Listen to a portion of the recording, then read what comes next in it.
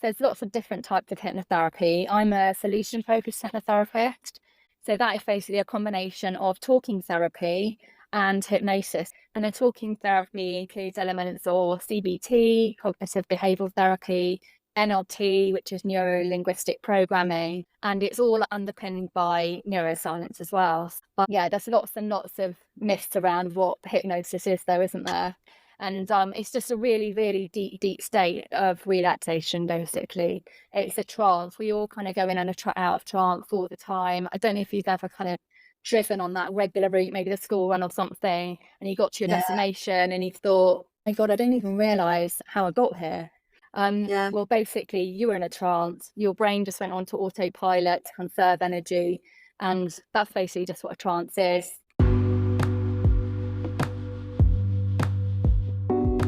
Welcome to Transform Your Menopause with Essex Menopause Coach, the go-to podcast for anyone struggling from peri to post-menopause.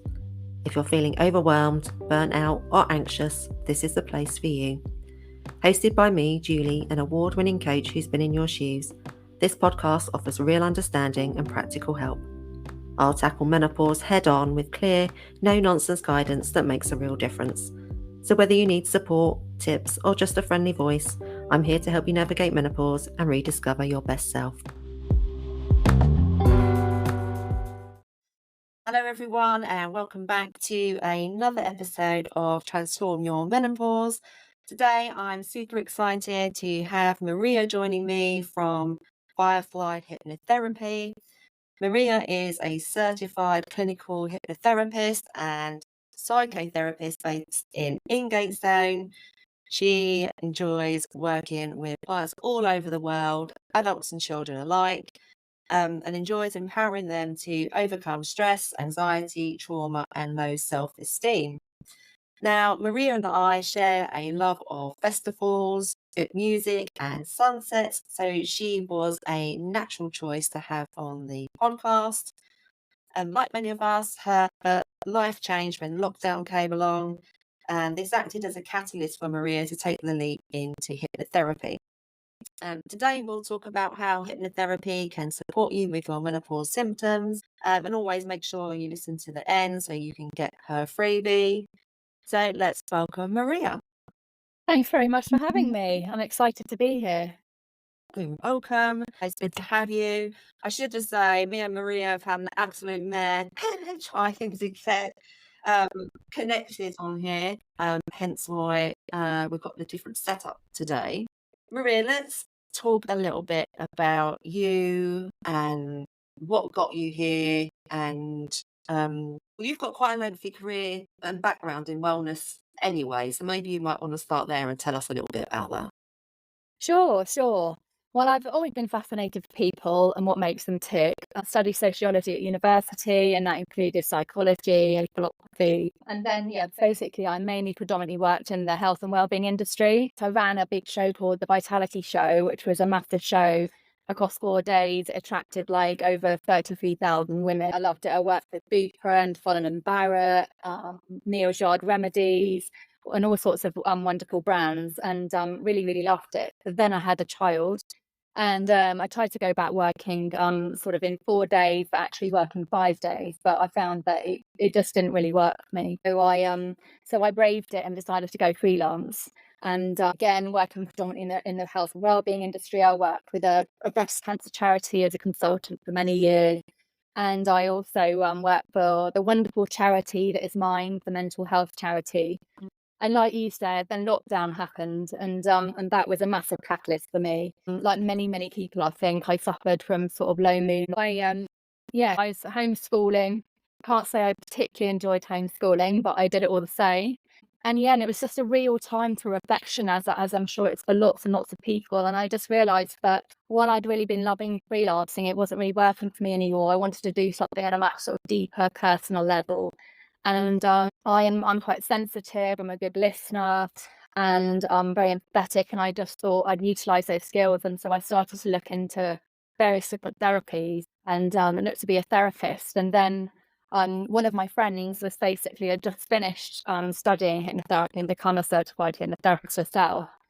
and we were chatting, and it was just like a light bulb moment, and I was like, oh my goodness, this sounds like the perfect thing for me. So we didn't have very much time together, but we did one session. So rather than focusing on my mental health, which is probably what I should have done at the time, we focused just on sugar because there was just a one session. I've got a real sweet tooth and I absolutely love chocolate. So, and I really wanted to stop like eating sugar. So she did a session on me, and it was just so powerful. We've got this drawer in the kitchen. The boys call it the drawer. I know loads of people have got that drawer. Biscuits, chocolate, you name it. And yeah, after that session I used to go up to the drawer, open it and just think, no, I want it. Shut it again. So I just realised like how powerful it was.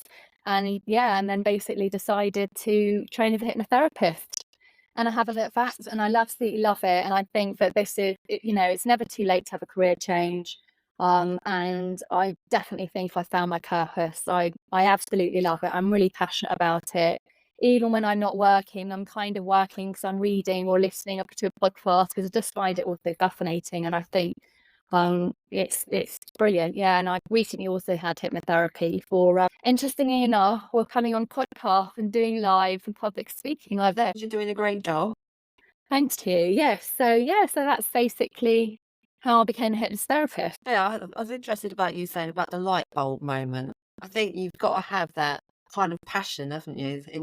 Like when you're working on your own like this, Yeah. and working one-to-one with clients. So on such a personal level, you've got to have that kind of drive, haven't you, and want to really help that person. Absolutely. So tell me a little bit about how hypnotherapy works then. Sure. So there's lots of different types of hypnotherapy. I'm a solution-focused hypnotherapist. So that is basically a combination of talking therapy and hypnosis, which is enhanced by hypnosis. And the talking therapy includes elements of CBT, cognitive behavioral therapy, NLP, which is neuro-linguistic programming, and it's all underpinned by neuroscience as well. Yeah, there's lots and lots of myths around what hypnosis is, though, isn't there? And it's just a really, really deep state of relaxation, basically. It's a trance. We all kind of go in and out of trance all the time. I don't know if you've ever kind of driven on that regular route, maybe the school run or something, and you got to your destination and you thought, my God, I didn't even realise how I got here. Well, basically, you were in a trance. Your brain just went on to autopilot to conserve energy. And that's basically just what a trance is. People always say, oh, can you make me cluck like a chicken, and can I control your mind? And they don't realise it's just a very, very natural state. And it's normally the part of the session that my clients really enjoy the most, because they just lie on the couch, close their eyes and just, enjoy it, really. It's just very relaxing. I was talking to my daughter about this actually just the other day, about when she's at school and she goes into a little bit of a trance or zones out. So I was reading up about it's not a bad thing. That's like your brain almost like assimilating and learning, or you're taking like absorbing that information that you've been learning. Yeah, daydreaming. Daydreaming was always kind of frowned upon, wasn't it? But actually, daydreaming is really, really good for you. We all need to do a little bit of daydreaming, definitely. Yeah, Well, it's let's just fit all that into my day then. So how long does a session actually last then? so a session lasts an hour, and it's basically underpinned by neuroscience. So I do talk about how the brain works with my clients, because when you understand how the brain works, you understand why you feel the way you do. And a lot of my clients are sort of come in and they're kind of beating themselves up a little bit because they're feeling anxious, or they're stuck in these negative sort of cycles of loop cycles. And once they understand how their brain works, they realize that actually it's perfectly normal to kind of get stuck in what we call the primitive brain, which is back here. Some people call it the chimp brain, some people call it the reptilian brain. But yeah, so I explained to them that part of the brain, and basically the primitive brain is the emotional subconscious part of the brain.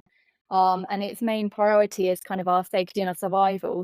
It is attached to the limbic system, and it kind of runs all our autonomic processes like our heart beating and us breathing, etc. And and it's quite a negative part of the brain, and it's basically where we feel anxious or depressed or angry. So I just help them understand that they need to be living more in their prefrontal cortex, which is basically the conscious, intelligent, logical, rational, positive part of the brain. And when people are suffering from anxiety or low mood or etc., they are living more in that primitive brain. And that primitive brain we share, with our ancestors from thousands and thousands of years ago, and it hasn't actually changed in all that time. And so I think once they understand that, that it's perfectly normal to kind of get stuck in this loop, and it's quite easy to reprogram them, then that also really helps them as well. Well, also as well, I was thinking as you're talking, it's that removing the kind of the behaviour from the person, isn't it? The thought from the person that it isn't actually about, it's not something that's um, a behaviour that's wrong with them. It's not something they're doing. So it kind of No, removes them, isn't it? It's less personal. It's about, this is something, it's the way your brain works and this is how we can change it. absolutely. And that part of the brain doesn't really know the difference between real or imagined. And sometimes we can get so stuck in our head, we forget all of the thoughts that we are thinking aren't actually facts. Some of them are imagined. And I think once you are stuck in quite a bad place, it is quite hard to get out of that. But I think once you understand that, then that really helps. Yeah, we talk about that sometimes actually with some of my clients about how you go about phrasing things to yourself. That's exactly what you're saying about your brain Yeah, not differentiating between um what's real and what's not. And I think sometimes like when we're talking about behaviour change, um, like part of the work when I do is like we're almost like giving ourselves like a list of instructions to follow to bring about that change. An example I always use is like you're never ever saying, I will try and eat that bar of chocolate, or I will try and drink that bottle of wine. You say you will. So it's almost yeah, so when we're like setting new goals with clients, or certainly in my work, and they'll be like, "Yeah, I'll try and do that," and it's like, well, you're already setting yourself up for failure. Let's turn that to something. Let's make this a positive statement to make sure it's going to absolutely. happen. Absolutely. Yeah, how you talk to yourself is so important, and the language you use is so important as well. Yeah, because your brain is listening to everything you're telling it. And so yeah, it's kind of dulling that inner critic that we all have, and just being a lot kinder to yourself. Yeah. Subtle changes, isn't it, that people don't realise that is Yeah, going on. absolutely. Yeah, that make massive changes. They're small, but they make a big difference. Yeah. So how many sessions would someone really need to have with you then? So if we're talking about anxiety, we've spoken about anxiety quite a few times. So if we kind of focus on that bit, how many Sure. sessions would they really need to have with you to kind of bring about a desired outcome? Yeah, normally about 8 to 12 sessions. So that's across, so I try to see them for 1 hour every week consecutively. We can have a week off, but generally I need to see them most weeks. And I say an absolute minimum of 6, but the average is 8 to 12. So actually, if you think about it, it's actually quite a quick and effective therapy, really, compared to a lot of other therapies that take a lot longer. And that's just because you're tapping into that subconscious as well. It's quite powerful. Yeah, weekly. That's quite intensive as well, isn't it? So Absolutely, yeah.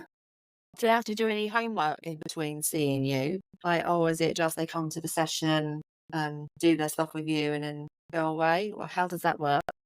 Yeah, they do. There's certain things that we talk about. So it's a kind of, it's because it's solution focused, it's all about kind of where you want to be in the future and setting goals and looking at where you want to be in your future.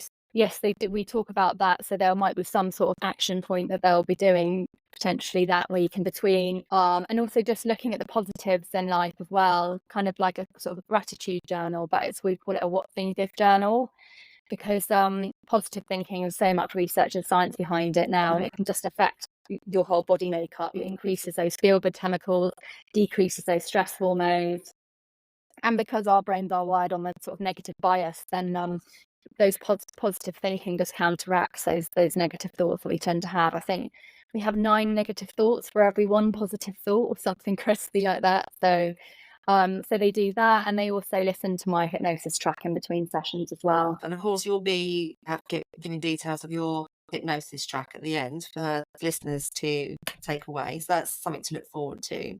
Yes. Um, so how is it any different when it comes to perimenopause and menopause? Does that change the way that you structure your sessions, or is it the same? I think it's some of the same and a little bit different, because I think obviously depending on what people are coming me for, then we'll have different conversations around that. I'm basically preparing myself. I'm turning 50 this year. And I know what it's like. It's also another time sort of reflection and change and reevaluation. We've got that imbalance in our hormones, haven't we? We've got the decrease in Yeah. estrogen, and we've got potentially teenage children, which I have, aging parents sometimes, a demanding job, and then all of the other things. Basically, women that are going through perimenopause and menopause are 4 times more likely to suffer from low mood and anxiety or panic attacks than women under 45. And I think that, we talk about hot flashes and all that, there's so many symptoms, aren't there? But I don't know if anxiety and low mood is talked about as much as all the other symptoms, but the estrogen level really affects our feel-good chemicals and our production of serotonin. It affects our brain function. It affects our amygdala, which is like the emotional center part of our brain. It also affects the hippocampus, which is the memory part of our brain. So that's why we have these low moods. That's why we forget things. We can't forget people's names. We can't locate the simple, can we? I The suffer thing, from I that all do the the time. can you get the thing from the thing? And I was like, I think that actually that in itself can cause quite a bit of anxiety, can't it? When you can't remember. And I think it's Yeah, we put because you that just think, pressure on what's wrong with ourselves. me? Yeah, Yeah, but all that absolutely. is if you just take a deep breath, take a breath, just pause and just Yeah, kind of give yourself some time to gather your thoughts. It will come. But yeah, interesting what you were saying as well about the estrogen's protective effects and the brain, because we've also got that in the gut as well. So our microbiome takes a bit of a dip, a bit of a hit when estrogen's declining, and of course you've yeah, got that gut brain axis and the connection with moods and all the rest of it, like low absolutely. anxiety in particular. So working on that aspect is really super important as well. So it's all connected, isn't it? It is all connected completely, and I think basically what we have to do at this age is just work incredibly hard to get those serotonin levels higher because of the levels due to estrogen, and it's just a transition period as well, isn't it? So I think also with the brain, it's just being kind and supportive. And I think once you understand what's going on in your brain, then you're a lot kinder to yourself. And also realizing that it's just a transition and that your brain's really clever. And eventually it does kind of work itself out. And actually your Mm. cognitive function is exactly the same as it was before. But it's just that transition period where you forget things and you've got brain fog and you're just not as sharp as potentially as you were. But I think just knowing that that is just a temporary phase is also quite helpful as well. Yeah, knowing that it's temporary, but also there's quite a lot you can do about it. So, Yeah. like you were saying about, we were talking about some really simple solutions, because that's forms the basis of all of my work. It's like really simple, straightforward solutions. Because I think Yeah. that the wellness industry is completely overcomplicated menopause and kind of suckered us all into thinking that we need to go and buy that expensive supplement or we need to go and follow this fat diet to feel better. But Yeah. really, the simplest of things that make such a huge difference. So even things like making sure you're drinking enough, like Yeah. hydration in of itself. Like if you're getting to a point in the afternoon where you can't think straight, you've been working at your desk for ages and you just completely lost your way, going to have a glass of water and coming back to it 20 minutes later can have such a big impact. I think there was a study that came out. Let me try and think what it was in it.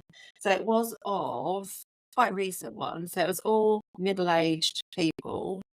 And they found that just mild dehydration from everyday activities, so not like going down the gym and everything, just getting up and going to work and doing the usual things, Yeah. um, led to, I can't remember what the percentage was, but it was that mild dehydration led to reduced attention span and focus.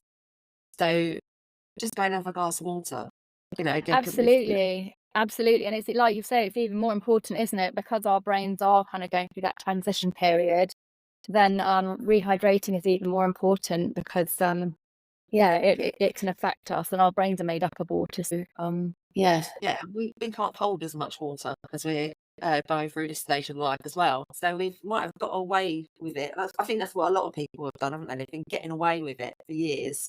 But then you get Yeah, to this stage and you're like, there's no getting away with it anymore, is it? You've got to bring it all together and make it absolutely. work. Yeah, the other thing as well, I think, isn't it? We're so busy that we sort of feel like we haven't got time to sort of do those extra self-cares, drinking water, looking after self, moving, whatever it might be, to make ourselves feel better. But actually, at this life stage, it's a necessity.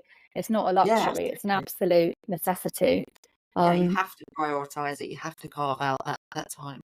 But I think sure. we can also be a bit like martyrs, can't we? We haven't got time, but we can do it if we want to.